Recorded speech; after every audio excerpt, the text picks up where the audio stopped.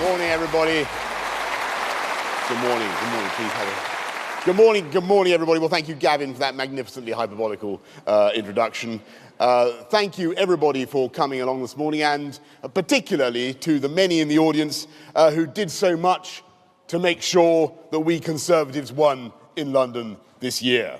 And it was thanks to the intrepid expeditionary force of volunteers from around the country, busloads from Herefordshire, crossed deep along the Ho Chi Minh Trail into Hackney, where they found, of course, that people's problems aren't really so very different at all in one part of the country from another. You showed that we can overcome a Labour lead and win even in places which Ed and Co, well, two Eds I should say, are so cocky as to think they own.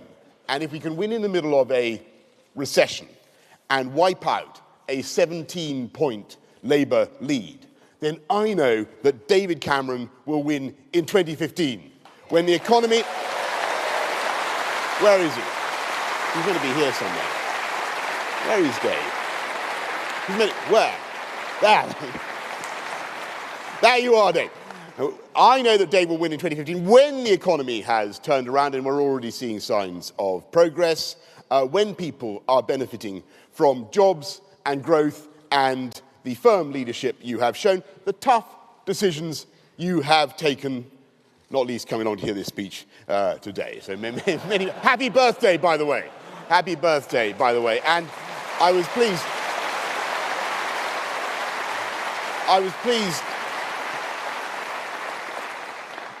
to see that you've called me a blonde-haired mop in the pages of the, well, a mop is what I am. Well, if I'm a mop, Dave, then you are a broom.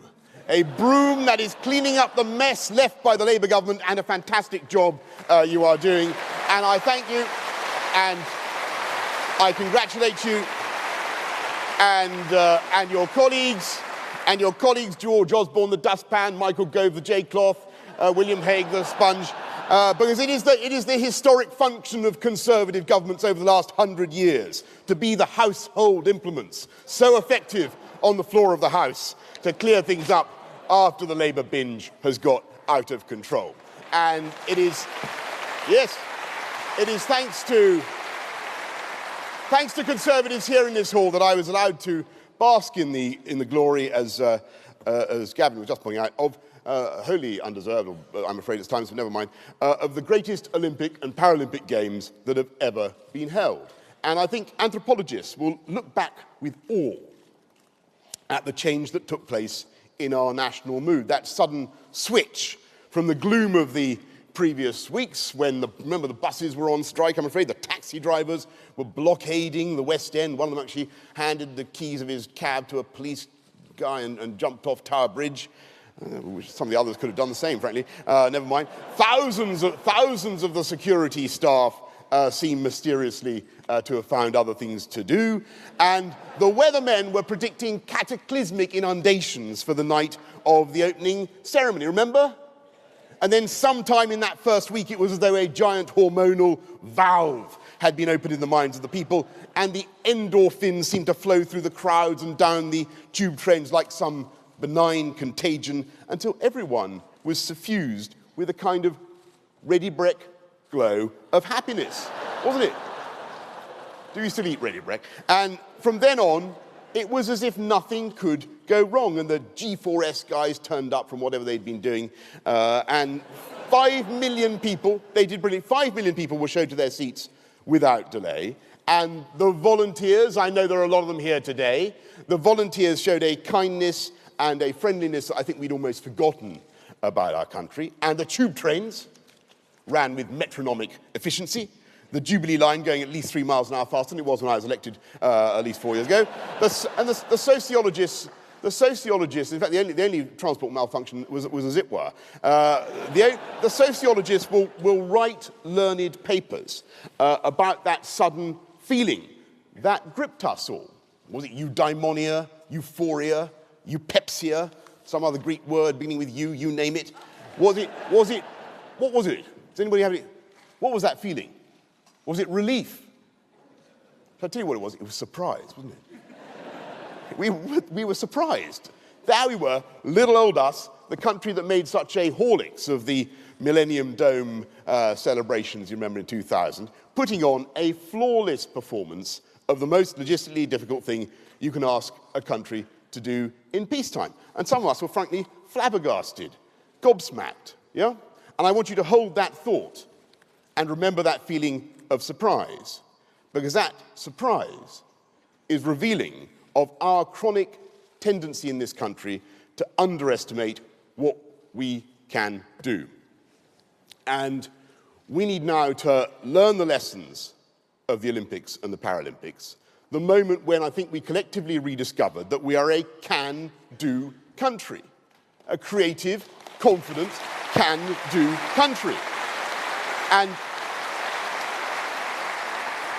the Olympics succeeded because we planned them for years, we worked together, public sector and private sector, and we put aside party differences, by the way, and this is the right moment, I think, to say thank you to Tony Blair, Gordon Brown, Tessa Jowell, and yes, Ken Livingstone. Thank you. Right. I really think, Ken, there is no coming back from that one. You've just got a clap from Tory party conference. That, if that hasn't finished you, nothing will. As well as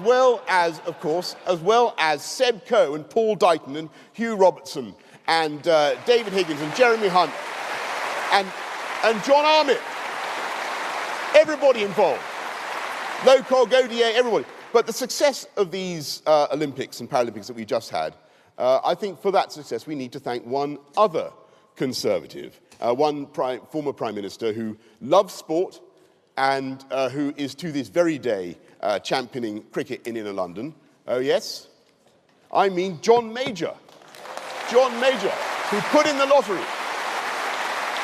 It's entirely thanks to John Major who put in the lottery that we've gone from one gold medal in 1996 to the sporting superpower we are today. And what we did was we created the conditions with that investment, with training and infrastructure, that allowed our young people to take on the best in the rest of the world and do better than them. We gave them the stages to perform on the stadia, the venues, in which they could show their competitive genius. And that is exactly what we have to do with the economy today. I am a Conservative. I believe in a low-tax, low-regulation economy. And I believe that as far as possible, government needs to make life easy for those who get up at 5 o'clock in the morning to get their shops or their businesses ready, the strugglers, the strivers. We know who they are, many of them in this room, by the way, the backbone of the UK economy. As Napoleon almost said, Britain is a nation of small and medium-sized enterprises. And they make up, there we are, they make up 75% of the London economy. And it is these businesses that have the capacity to grow, to take on young people, to expand, to become world beaters. And we need to think every day what we can do to create the right conditions for them to flourish, to become more than medium-sized, to become gold medalists in the UK, in the global economy. And for the last 4 years, my team in City Hall has been working, as you, Dave, George, everybody else in government have been working, to fight the recession and to create the conditions for a dynamic recovery. And yes, of course, we One Nation Conservatives are well aware that in a society where the gap between rich and poor has been growing, as it did under Labour, that we have to look first at the poorest and the neediest and those who cannot easily compete. And that is why I am so proud that we have expanded the London living wage, now paid entirely voluntarily by about 250 of the swankiest banks, law and accountancy firms in London, and putting £60 million into the pockets of some of the lowest paid people in the city. We have protected or expanded every travel concession for young people, for people in search of work, for the disabled, and by the way, we have taken Londoners off the age escalator And we have restored the 24-hour freedom pass. And I apologize to the people of Labour-run Birmingham. And indeed, I apologize to people of Labour Manchester, as Ed Miliband called it last week. And I apologize, as everybody knows, generally and periodically, to so many other cities in this country. But that is a privilege. That is a privilege, the 24-hour freedom pass, that older people only have in Tory-run London. And we delivered it, we are delivering it,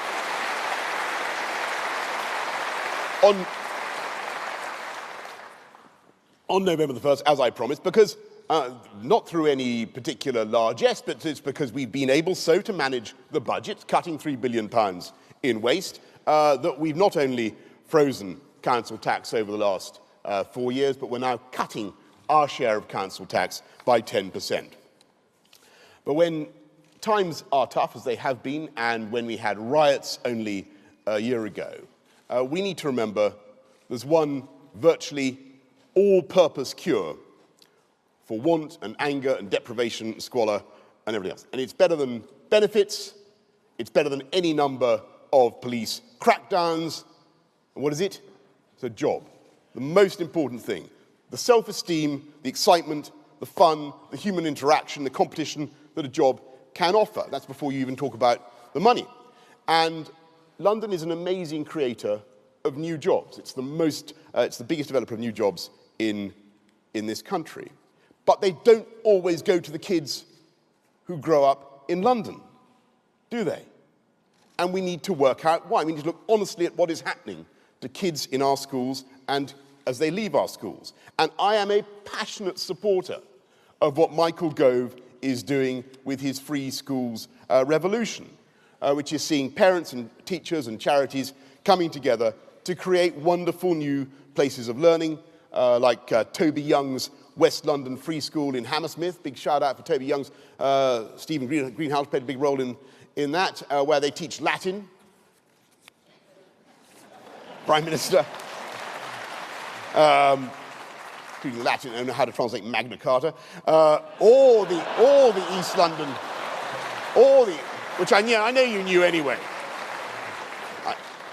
Or the East London Science School, led by a formidable physics teacher called Dave Perks, who wants all his pupils to learn triple sciences so they can apply for top universities or get the kind of high-skill jobs that the London economy creates. I don't want just a handful of these new schools. I want dozens of them across the capital. So we're today announcing the setting up of a body called New Schools for London to help find the sites, to help Michael and his team find the sites that they need. And we're opening up the GLA's property portfolio, the police, the fire brigade, London Underground, to find those locations. I want at the same time to boost the teaching of STEM subjects in London, science, technology, engineering, and maths, because it is an utter scandal that we are going through a golden neo-Victorian age of engineering and construction in this city and this country, and yet we are short of 50,000 engineers.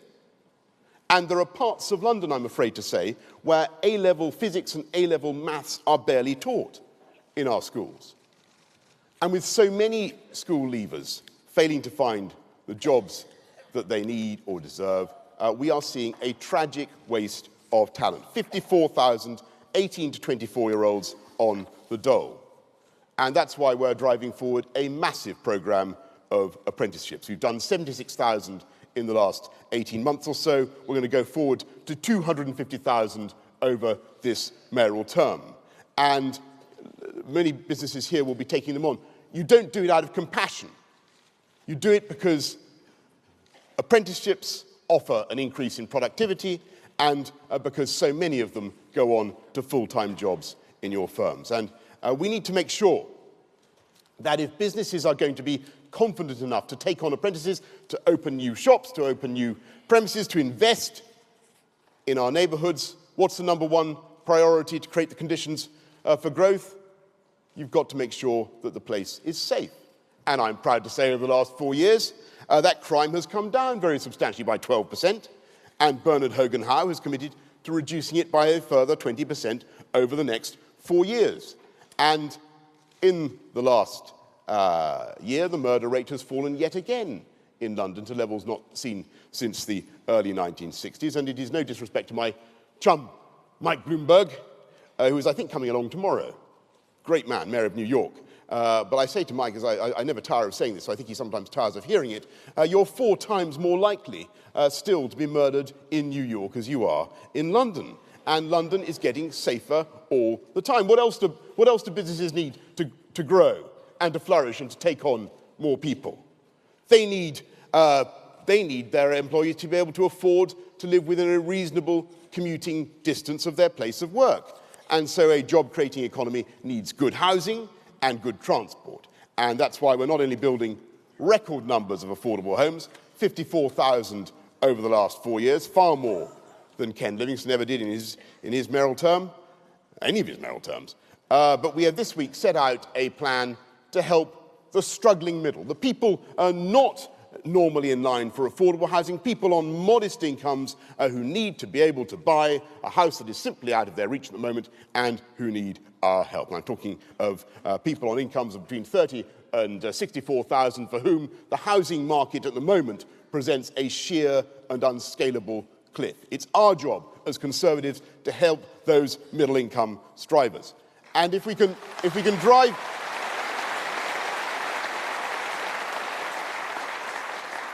And if we can invest in transport, we can not only drive the creation of thousands of new jobs in London. If you think what we could achieve at Battersea, where that great old hulk of a power station is about to be, at last, after 30 years standing there as a gigantic reproach to the failure of successive governments' regeneration policies, that power station is going to become a powerhouse of jobs and growth in South London.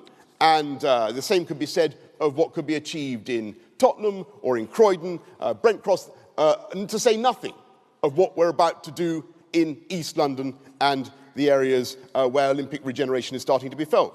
And I'm pleased to tell you, conference, that since we last spoke, I have kept my promise to London. I kept virtually all my promises to London, I'm pleased to say, if not, and introduced a new generation hop-on, hop-off replacement for the Routemaster bus. And has anybody seen these machines? They're rather elusive at the moment. I have to admit, when you spot them, it's a bit like seeing some piece of charismatic megafauna in the Serengeti. It's an exciting moment when you see them. They are the cleanest, greenest new bus in Europe. They have conductors. They do. By the way, which my predecessor promised to bring back and then refused and then failed to do. I mean, we not only keep our own promises, we keep Labour promises as well.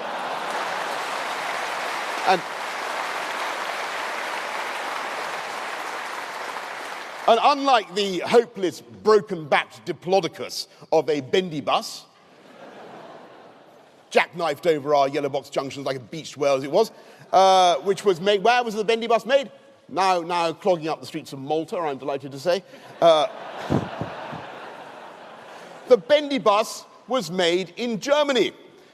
And where is the new bus for London made? The new bus for London is made in the United Kingdom with cutting-edge UK technology, driving British jobs and growth. Driving British jobs and growth. And that Ballymena factory has just received the single biggest order in its history. TfL, Transport for London, has just ordered 608 of these great big dome-browed scarlet beasts. And they're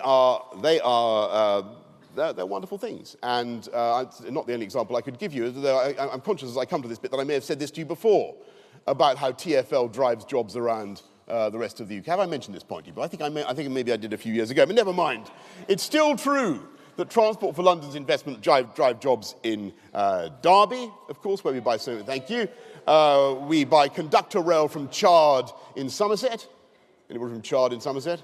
Never mind.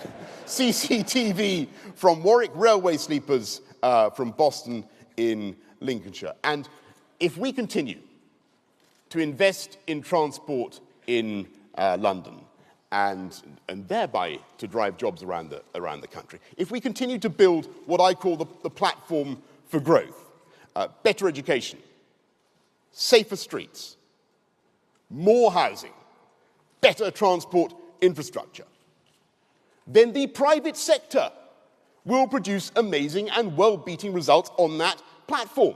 And you just got to go to see what's happening in London at the moment. It is stunning. Go to Tech City and you'll see young Londoners in oddly shaped spectacles devising apps,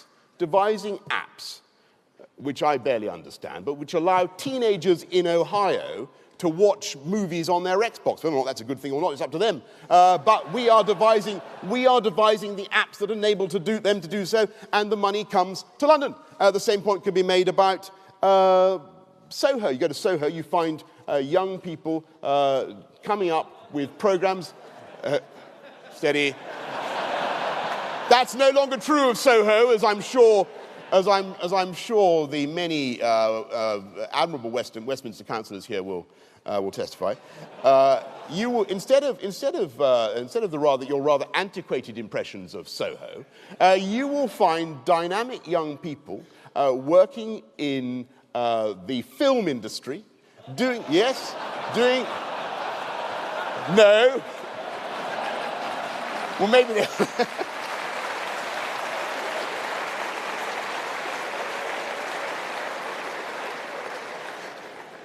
You will find dynamic young people working in the Hollywood film industry, or should I say the so-called Hollywood film industry, because what they are doing is they are using very, very powerful computer graphics techniques to make those Hollywood movies, those so-called Hollywood movies, and they are being made in London, and the revenue is coming to London and to this country. And let me tell you, when they eat cake on the Champs-Élysées, when they eat cake on the Champs-Élysées, they eat cake very often that is made in London, in Waltham Forest. Absolutely true.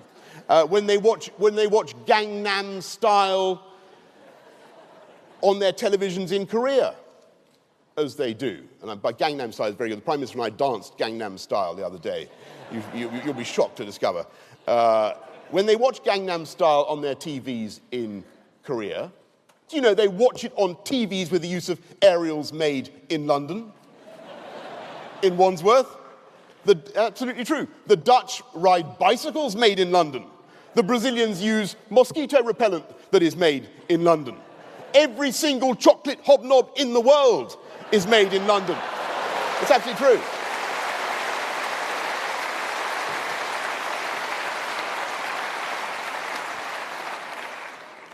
We export everything from ballet shoes to badger hair shaving brushes. How the badgers are killed, I have no idea.